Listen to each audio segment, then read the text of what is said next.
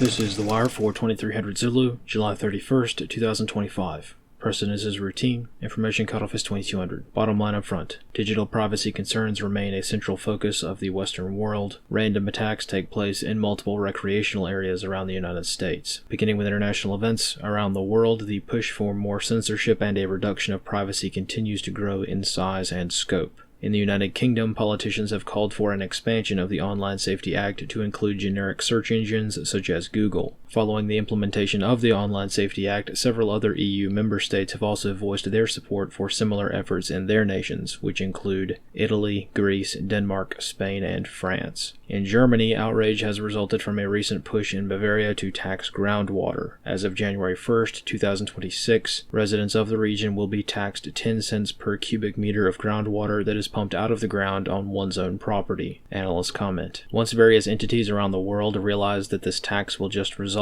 in general discontent and not an outright open rebellion, this tactic will expand greatly to be utilized by other nations. In Ireland, new footage has come to light regarding an Islamic terror attack that took place in Dublin on Tuesday. The video of the attack confirms that the assailant shouted Islamic phrases during the attack, in which he approached a police officer from behind, stabbing him with a large knife. Analysts comment. Continuing the trend of European media, all references to this attack strategically omitted all references to terrorism, with all media groups calling this incident an unprovoked attack and protecting the identity of the terrorist. This half-truth omits the detail that the individual was attempting to commit an act of jihad. On the home front, in Washington, D.C., various trade deals remain in development, with the White House granting Mexico an extension regarding the implementation of a deal with the United States. South Korea also finalized their renegotiation of trade policy with the United States yesterday. In North Carolina, a shooting was reported at the Avalon fishing pier in Kill Devil Hills this afternoon. One person was killed and another wounded during the engagement, with the shooter egressing from the area before being immediately captured nearby. No further details have been provided on this shooting or what prompted the incident in what is normally a low-crime area. In Colorado, this afternoon, an ICE-involved shooting was reported in the Black Forest area near Colorado Springs. Federal authorities state that immigration enforcement operations were underway throughout the area this afternoon when two illegals in a vehicle attempted to ram an officer while trying to escape the scene. One agent engaged the vehicle with small arms, which was later abandoned by the assailants. The status of the illegals remains unknown, and a significant police presence has been noted throughout the area. In Georgia, 4 people have been arrested for an attack that took place at the Low Gap campground last weekend, and more details pertaining to the case have also come to light.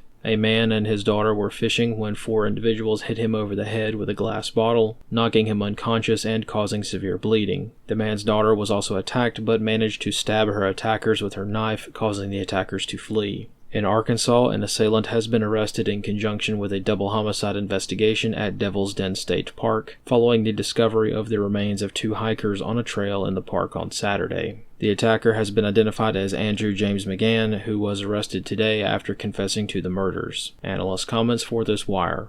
These attacks are an unfortunate reminder that even remotely populated public areas can be host to extreme violence that will only be stopped by potential victims returning that violence to their attackers. Most importantly, the response time and remote nature of many public parks must be considered.